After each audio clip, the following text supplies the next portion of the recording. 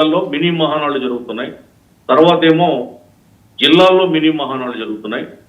27, 28, 29 3 రోజులు కడపలో, దేవుని గడపలో, ఆ కడప జిల్లా ప్రతి గడపలో ఈ మహానాడు అంగరంగ వైభవంగా జరగబోతుంది. మహానాడు అంటే అన్నగారి పుట్టినరోజు, మహానుభావుడు యుగ పురుషుడు పుట్టినరోజు.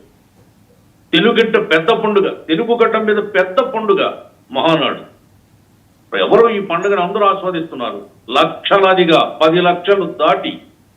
అధికార మార్పిడికి సంబంధించి ఏమన్నా కీలక ప్రకటన వెలువడే అవకాశం ఉందా? చాలా మంది ఉవ్విళ్ళూరుతూ ఎదురు చూస్తున్నారు.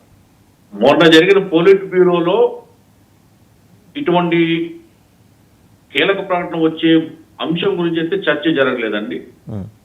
అక్కడ ఎజెండా ఏమన్నా చేర్చి అప్పటికప్పుడు బెంచ్ ఎజెండాస్ ఉంటాయి.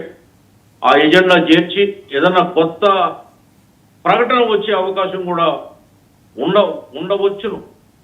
ఓకే, వీళ్ళందరూ సీనియర్స్ అందరినీ ఏం చేస్తున్నారండి ఇప్పుడు? అంటే మీకు ఓవర్ హెడ్స్గా తయారయ్యి లైబిలిటీస్గా మారిన వాళ్ళందరినీ ఏం చేస్తున్నారు మీరు? ఏం చేయబోతున్నారు? సీనియర్స్ అందరూ కూడా పార్టీకి ఎప్పుడు కూడా వాళ్ళు మూలస్తంభాలండి.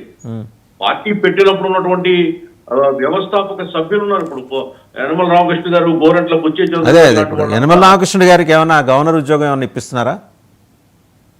పెద్దల యొక్క సేవలు ఎప్పుడు విస్మరించదు కదండి. తెలుగుదేశం పార్టీ డెఫినెట్ గా వారి స్థాయిలో వారికి ఆయన చాలా తీవ్ర అసంతృప్తితో ఉన్నారు. అర్జెంటుగా ఆయనకి ఏదైనా ఉద్యోగం ఇప్పిస్తే కానీ, పొలిటికల్ రిహాబిలిటేషన్ ఏర్పాటు చేయకపోతే ముసలం వచ్చే ప్రమాదం ఉందని ఇండికేషన్స్ మీ ఇంటెలిజెన్స్ బీసీలందరూ కూడా ఆయన నాయకత్వంలో తిరగబడబోతున్నారు అని మీ నాయకుడికి ఇన్పుట్స్ అవి.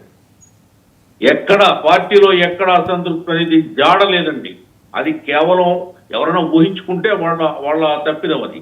యనమల రామకృష్ణుడు గారి వేళ ఆయన కళ్ళ ముందు ఆయన కుమార్తె శాసనసభ్యురాలుగా విప్పుగా రాణిస్తున్నారు.